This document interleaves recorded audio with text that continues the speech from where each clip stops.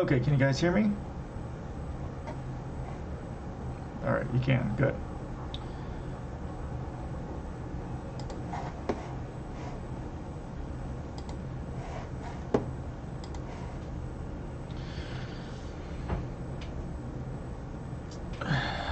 Okay, so today's going to be a little bit different. Normally, Michael Thick, welcome. Hello. Today's going to be a little bit different. Normally I babble until someone pops on. It's Veterans Day. I'm a veteran, and I've just got a bunch of things I want to talk about. And then after that, we can get into some conversation. Yeah, so, and my thoughts are going to be a bit disjointed, because normally when I do stuff like this, I was in the Iraq War during in the Navy. I was stationed on the USS Enterprise. Look over here. So, yeah, my thoughts are going to be a bit disjointed, because normally when I do something this big, I will write it down and put it on a blog post, and that's like a month worth of work. So this is going to seem a little, yeah, a little disjointed. So just bear with me. So yeah, I was in the Navy. As a veteran of the Iraq War, I served on the USS Enterprise. I was a nuclear reactor operator. And so the Enterprise had 8 reactors, 4 reactor groups. I was in Reactor Controls Division 2. Doesn't matter. So I don't want people to construe my sacrifice as anything equal to what those, compared to the sacrifice that those who were actually on the front line of any of this bullshit, like that, because they have PTSD, nightmares, they can't even handle fireworks. I don't have any of that stuff. I didn't see the horrors. I wasn't there. I was just sitting in the middle of a ship 100 miles off the coast. So if you have tears, save it for them, because they never left the war. When I got out, I was able to leave it behind, because all I did was look at gauges, not move. Okay, so just keep that in mind. So for me, when I never cared about Veterans Day. Like when I got out of the military, I never cared about it. Just whatever, right? I never really gave it a thought. And I never took the day off. I had a friend of mine who was in the Army in Afghanistan, but he was a mechanic, so he wasn't on the front line either. But he took off Veterans Day every year, and took advantage of the food and talking to other veterans and stuff like that. I didn't care. I went to the military for my education, and that was why. And he died like 2 years ago. It was in like a car accident or something like that. It was pretty horrible. He was an amazing, especially for his age. He was wise, gregarious, and he was great. And our group, we miss him. But he's the one who got me to start taking off Veterans Day. And sometimes I'd go out to eat with him too on that as well. And yeah. But this morning, my daughter had, at her school, they had a presentation, a little show for Veterans Day. And that got my mind working.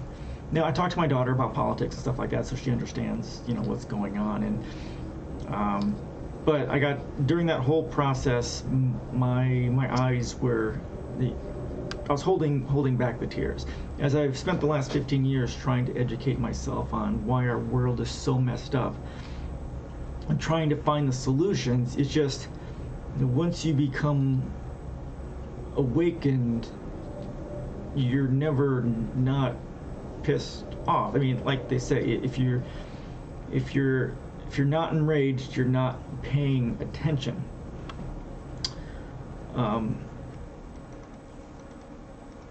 So my daughter didn't participate in this. It was just the younger classes. I have a bunch of stuff written down, so I'm going to take a look at this real quick. Yeah, so I sat there with tears, and up there's like second or third grade was up there doing their singing and stuff like that. And when I was looking up there at those kids, beyond seeing the obvious indoctrination of Veterans Day and all this other stuff, all I could see was, yes, veteran worship. Yes, that's exactly right. I'll get to that too. That's exactly right. Is that with those kids standing up there, all I could see for some of those places were bloodied dollar signs. Some of those kids were going to get into the military. They were going to join because of the brainwashing, because their family did it. It was kind of family tradition, and they were going to die for corporate profit.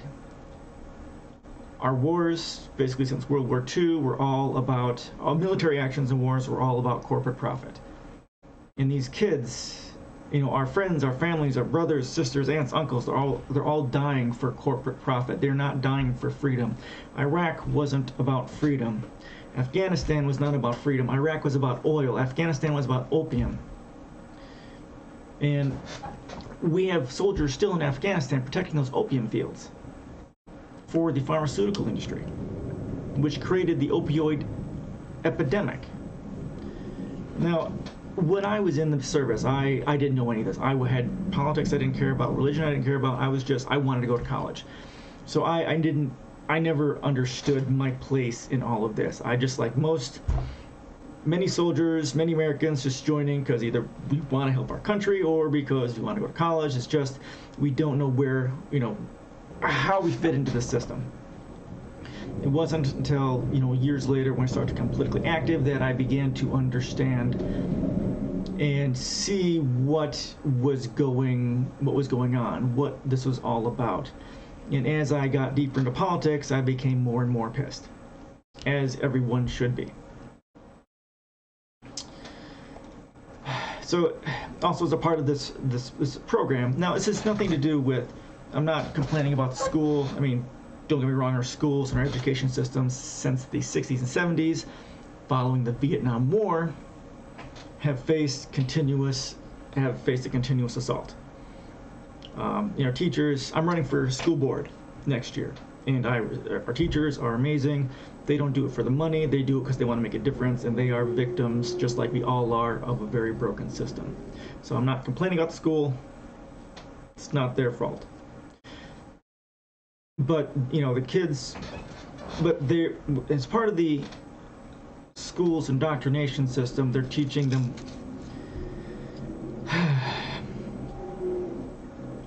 they're indoctrinating them into glorifying war and glorifying sacrifice, and to be a part of the system that sends our children to die for corporate profit.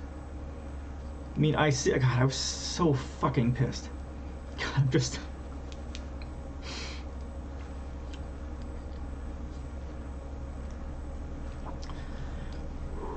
Yeah, I sat there, even my...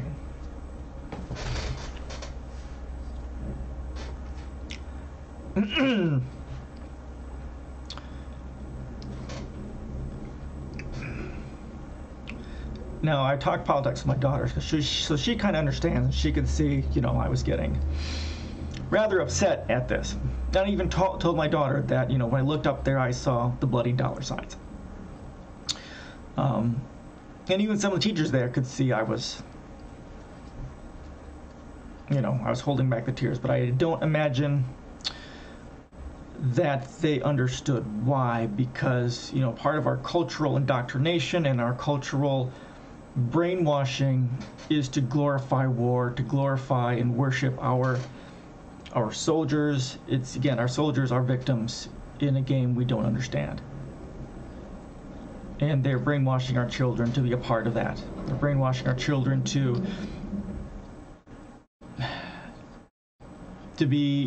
dive for corporate profit. I'll say it over and over again, right? How many of these children have had friends or family died in a war, died in this, and the horrors that they have seen, and And the damage it does, it destroys the person and it destroys the family. They come back and they're never the same. I was fortunate enough to not have that because I wasn't at the front line. Although, as I've become politically aware, I've got this to deal with because I realize my part.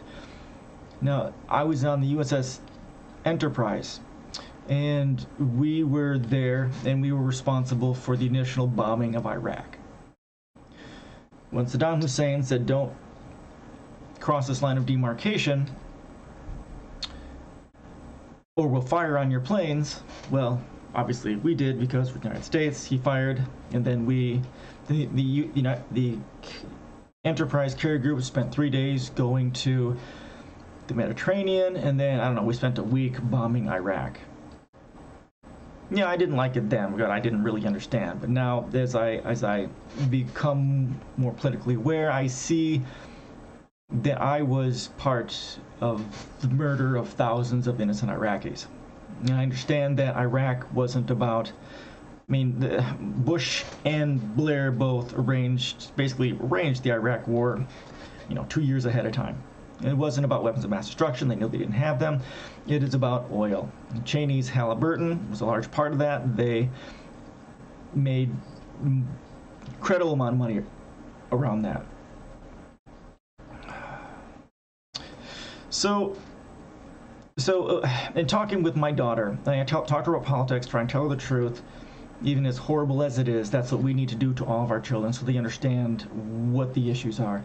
I feel this as this is a responsibility for me, not only as a parent, but also as a veteran who has to live with the fact that I was a part of that. I don't want her to ever feel that she should, to have that burden. No one should have to carry this burden. And again, my burden is nothing like that of which anyone who was on the front line had. So don't don't feel so sad for me. I feel sad for our children and those who have to live with actually murdering people, seeing their friends get murdered, and all the horrors that they have to deal with and they will never recover from. We are not teaching our children peace. We're not teaching them nonviolent communication or conflict resolution. We are not celebrating peace or the ends of wars. We are not teaching our children the horrors that soldiers have endured and the loss of the families and the effects that those wars have on them. When these soldiers come back, they are nothing. They are not the same person. They're wrecked. And they were just trying to serve their country, and they were trying to do good. And then they come back and the government abandons them. Veterans, military service personnel are only good for as long as their sacrifice makes them useful. After that, they are discarded. Republicans continuously gut the VA. We've got people committing suicide, veterans committing suicide in parking lots because Republicans keep gutting funding for the VA and trying to privatize it, which ends up in dead veterans. We have homeless veterans. We have veterans being deported after having served.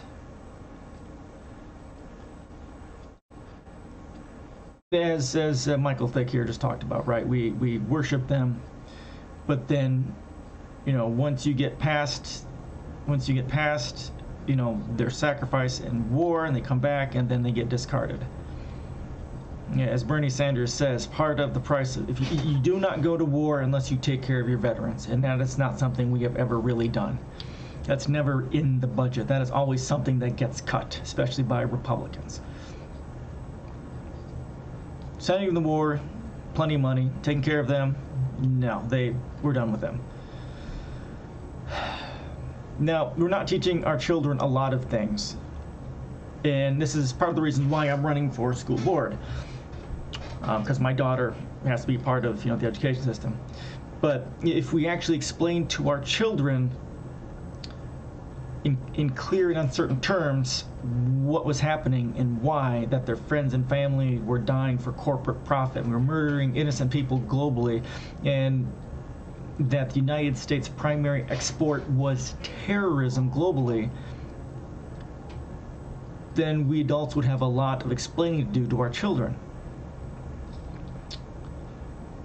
The politicians and their corporate owners might have to take responsibility for why these children see the tears and despairs in their family members' eyes as they cry over their lost friends and family, all who died for corporate profit. They might have to explain why the tears and nightmares which torment their loved ones from all the horrors that they have seen and have inflicted upon others. How do you explain that to them without...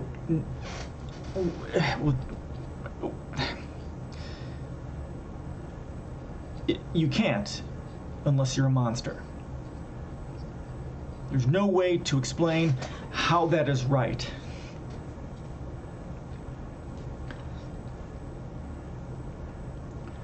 There's no way.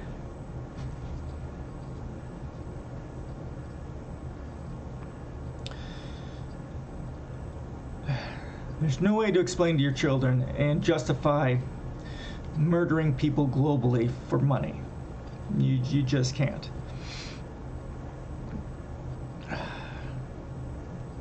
And this is why some of our children now are standing up to the adults. With the information available on the internet, our children are somehow seeing through our bullshit and are trying to stand up. They shouldn't have to. We need to be the adults. We need to...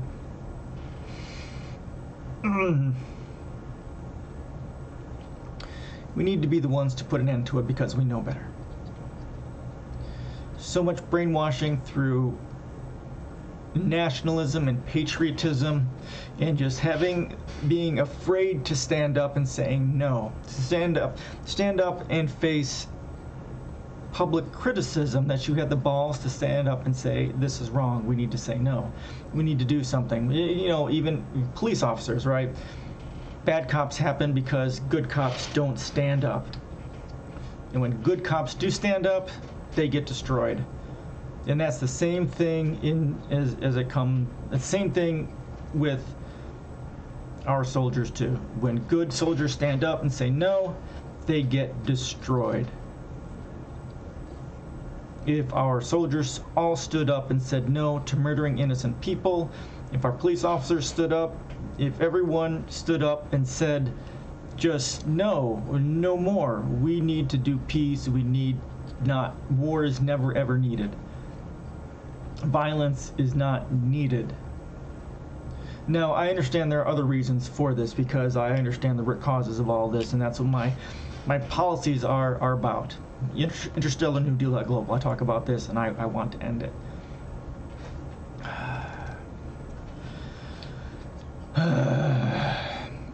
It's easier to brainwash our children to glorify war and to glorify their friends and family's sacrifice for war and nationalism and patriotism, because who motherfucking rah? It's easier to convince them that this is okay, to make it seem epic, while the corporations cash in on their blood sacrifice. It's easier to do that than it will ever be to teach them the truth. Lies are so much easier, especially when such lies easily roll off those practiced tongues when greased so heavily with money so that their conscience does not intercede. People are paid to promote war. War is the most profitable industry in the world. The banking industry, war profiteering, right? They fund both sides. Military-industrial complex, fossil fuel industry, the pharmaceutical industry, the four deadly industries make trillions off war. As long as war is profitable, there will never ever be peace.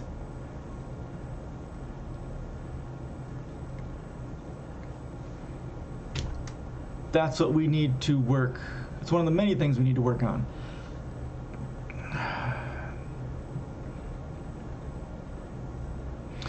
It's never easy to teach our children the truth when the truth is so bloody, horrible, and reprehensible, especially when we have been complicit in it directly or indirectly by our collective action or our collective inaction. I've got two quotes here. This is by Edmund Burke. The only thing necessary for the triumph of evil is for good men to do nothing. And I kind of alluded to that earlier. And there's this one by Howard Zinn. He's a famed educator, writer. Civil disobedience is not our problem. Our problem is civil obedience. Our problem is that people all over the world have obeyed the dictates of leaders and of millions, and millions have been killed because of this obedience. Our problem is that people are obedient all over the world in the face of poverty, starvation, and stupidity, and war, and cruelty. Our problem is that people are obedient while the jails are full of petty thieves, and the grand thieves are running this country. That's our problem. I have a book of his, People's History of the United States, which goes over the horrors of U.S. history and the slaughter of the indigenous peoples, slavery, civil rights movement, that sort of stuff. These are the sort of books that our children need. They need to see the truth. They cannot prevent that from happening if they do not honestly see the horrors that we have inflicted upon other Americans, other people globally.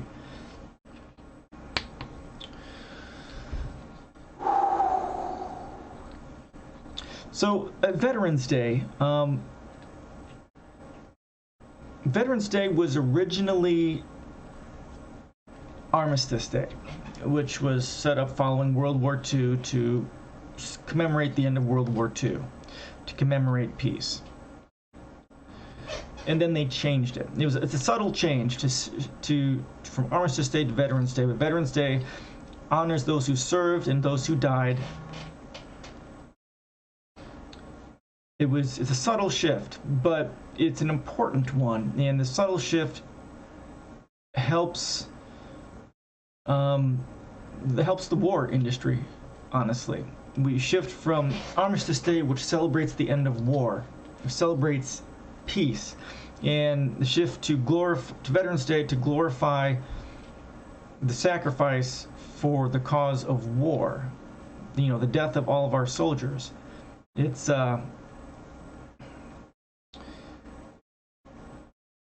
and this is part of our problem. We need to rename Veterans Day to Armistice Day and shift our focus on this holiday, not on our sacrifice,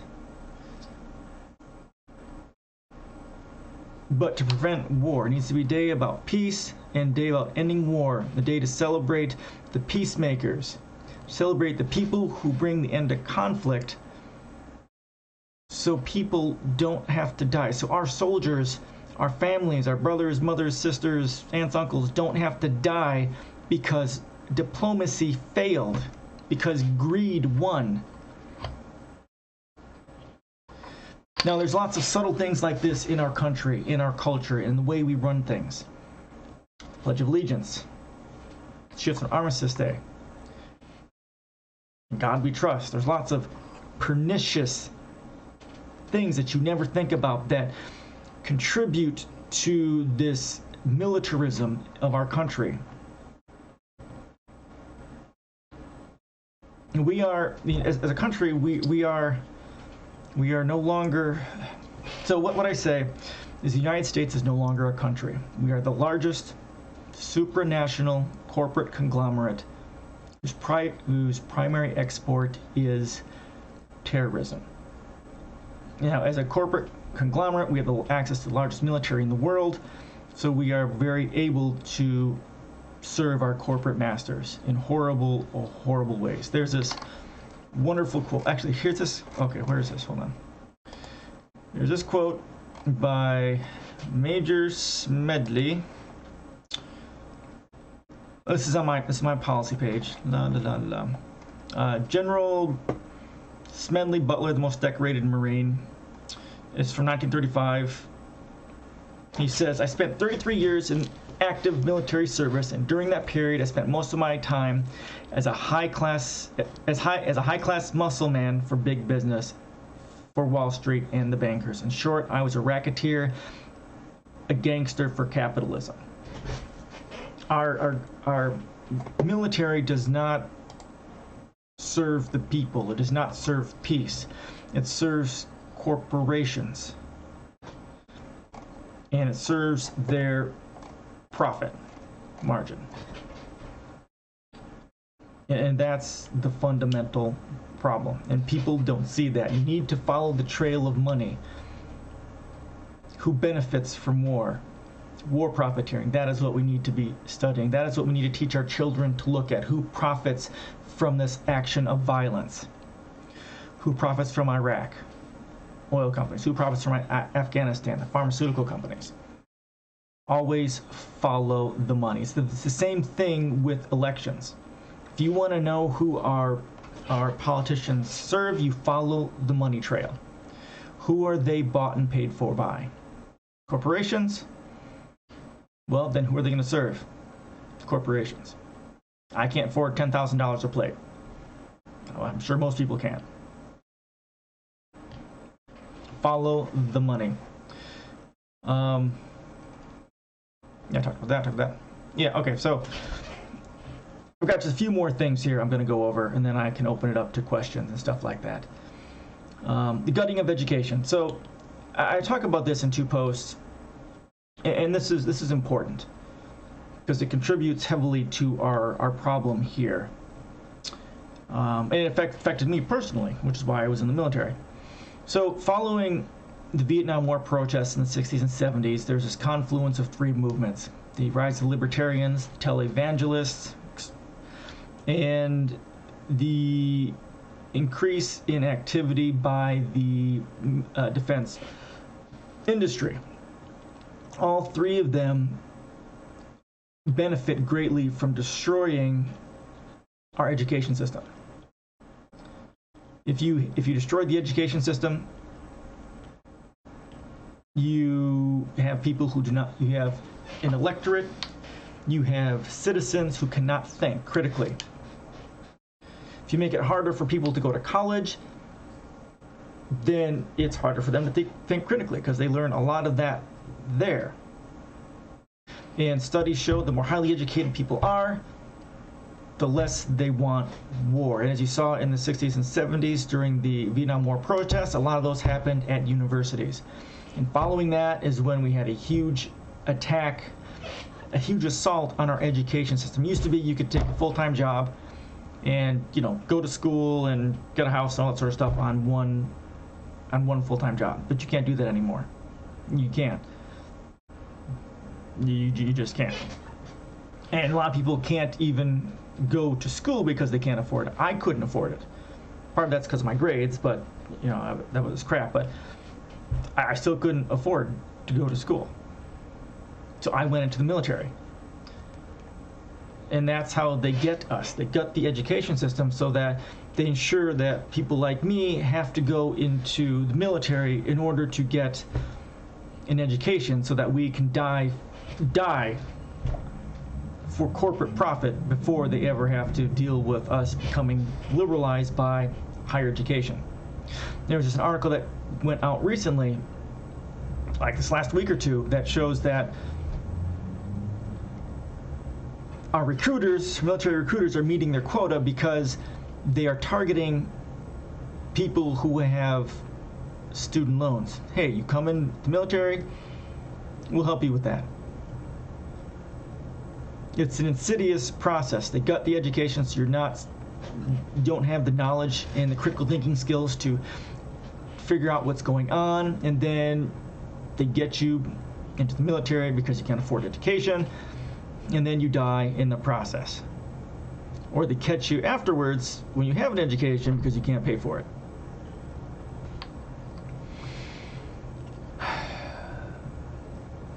Education is the most powerful thing that we spend money on.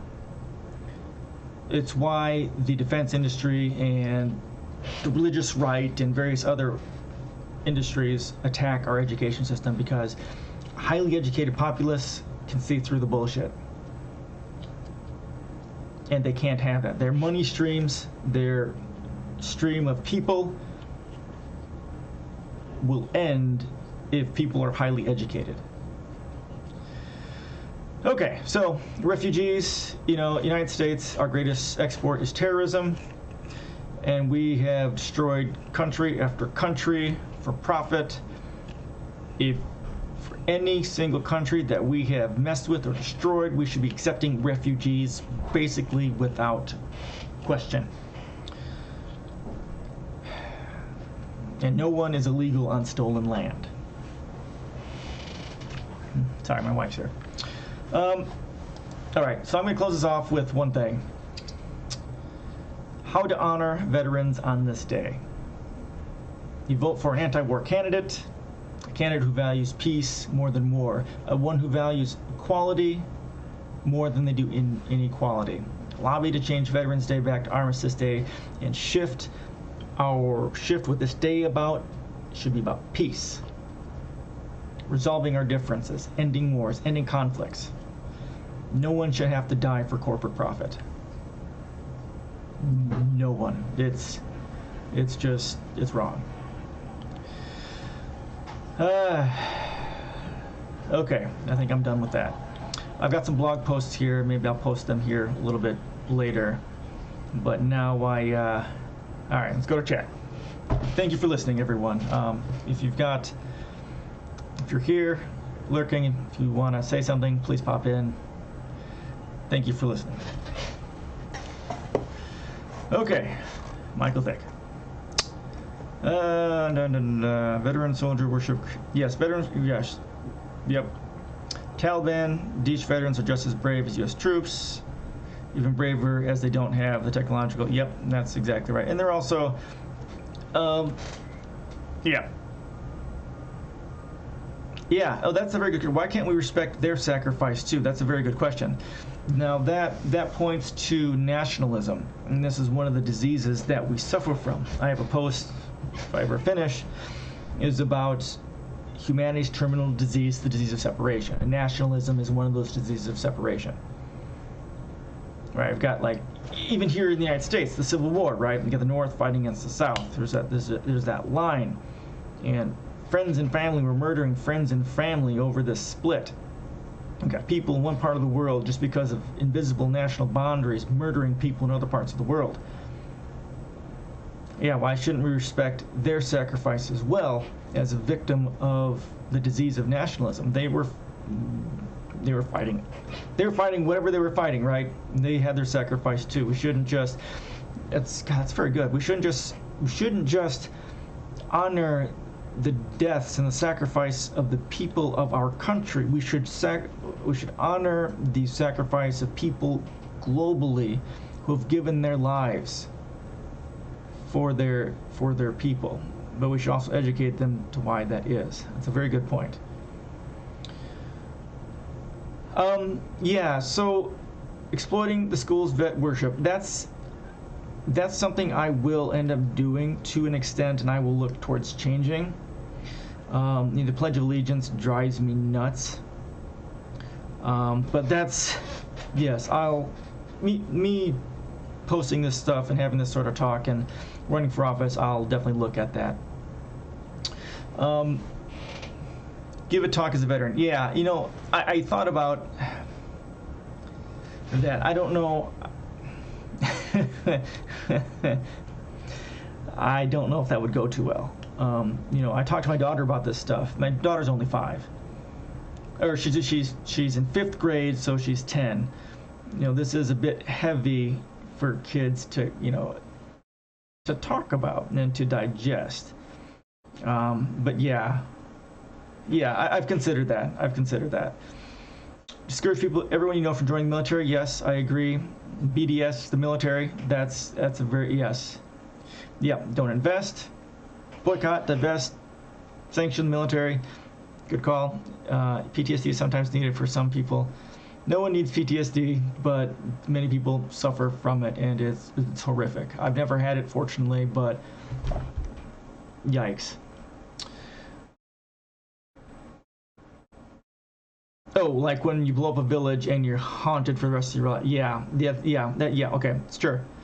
Yeah, and that's exactly it. When our soldiers are told to do horrible things like destroying a village of innocent people, I mean, even if they are potentially housing, the people that they are fighting against. I mean, Obama murdered more people in more countries than Bush did with the drone program. Bush needs to be tried as a war criminal. Obama needs to be tried as a war criminal. Until progressives and liberals see Obama for the horror that he was, not much is going to change. He just made the corporatism and the war go down smoothly. I voted for him. I was still, beginning in my journey. I just found out about the Green Party in 2012, which radically changed everything for me. USS Maine, Lusitania, yep. Pearl Harbor, Tonkin, yep. 9/11, yep. Yeah, again, that's exactly right. And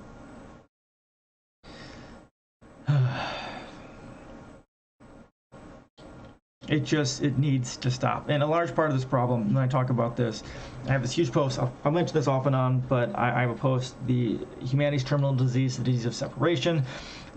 Part of that disease of separation is nationalism.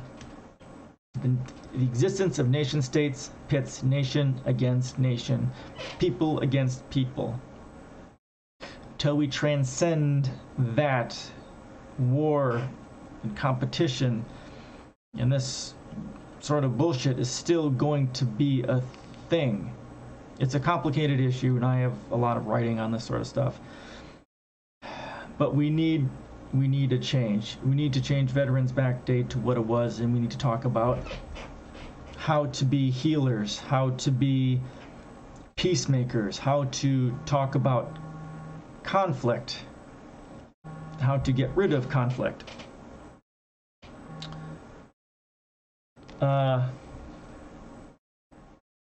Yeah. All right, so I think I'm done here. This isn't anywhere near as good as I would like, but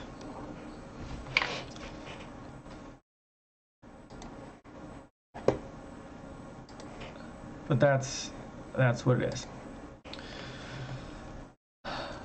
Okay, so I'll put some of my posts here so people have them. If you want to read more about my thoughts and ideas, I got my policies here.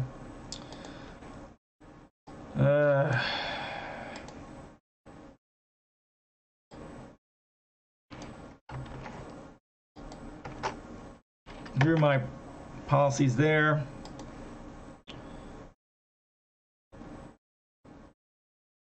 And that's fine, I'll leave it at that. All right, one moment, I got a phone call here.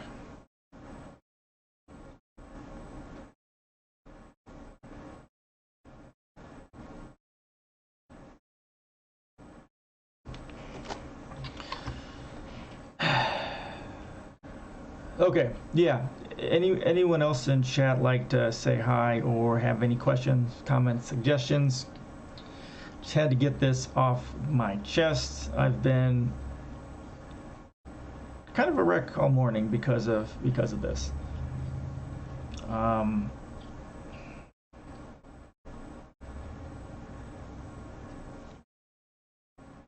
Yeah, and what's interesting is I was never affected by this holiday until I started understanding the policies and what gets us here, and how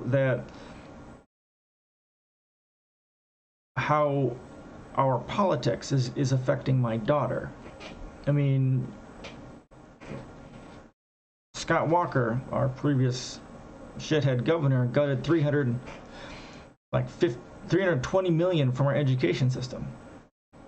And he passed a budget reform bill that included gutting the power of our teachers unions. That's called Act 10, and I've been studying that because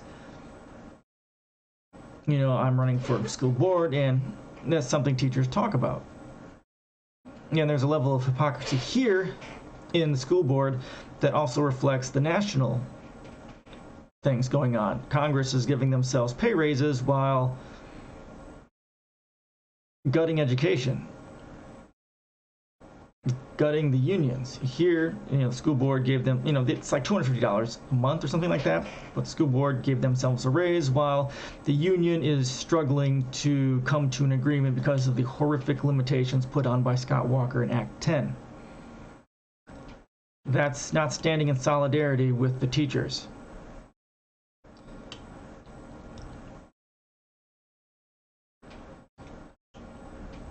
Yeah, so the Congress giving them raise after raise, while minimum wage hasn't been touched in like 20 years or some shit like that, right? I mean, it's there because there's a separation between them and the effects of their laws, in much the same way that the school board is separated from the effects of what they do. They get a raise, but the teachers don't. It's not wholly their fault, but they could stand in solidarity with the teachers if they so chose.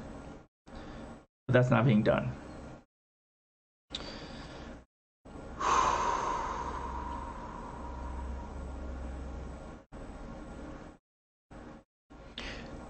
Well, thank you all for listening. I appreciate this moment to vent. I don't normally flip out about Veterans Day, but as I've become more politically aware and more pissed off, it's a problem. I don't stand for the Pledge of Allegiance either. I didn't for this program. I don't at school boards. I know people are going to flip out at me because, how un-American, how you're disrespecting the flag, how you're disrespecting our veterans. Well, I'm a veteran. And actually, I have a whole post on that very thing. Okay, here it is.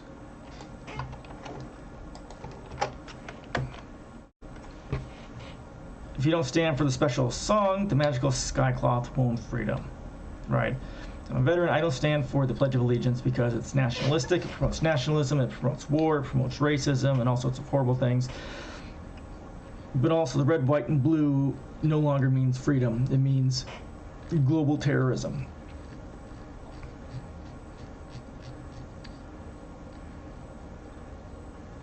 And as a veteran, I have a much different look on this issue than non-veterans do. Even some veterans as well, because I'm so far left. My mom and I are very different. She's very conservative. And I just, oh my God, I hammered her on, I put this into a post as well. If you don't like it here, you can leave.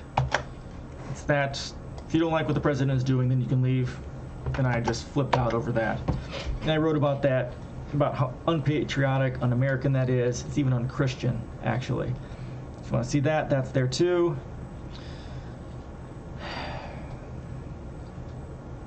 I blog. I'm a blogger, though I haven't had a chance to write in so much. So I put stuff down, and then I distill it, try and make it less stilted like this me talking here is, and easier to digest.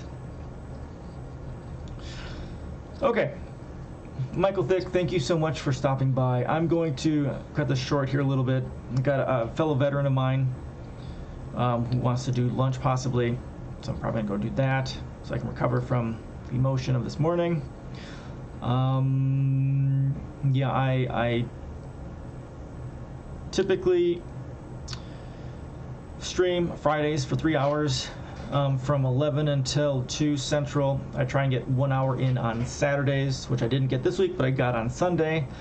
So you can join me then. I took today off to just because it's Veterans Day.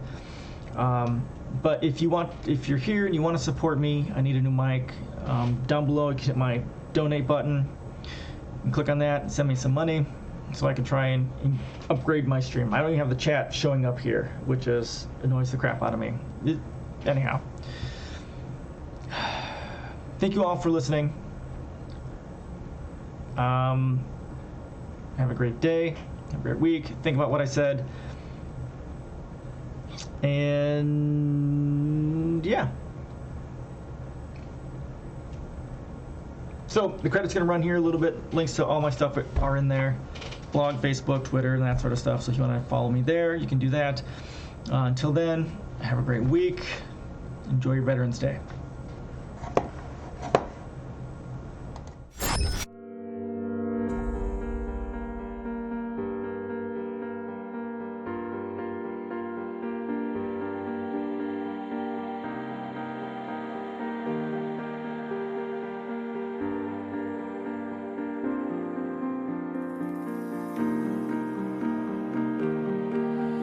Just me and you, let's make up all the rules.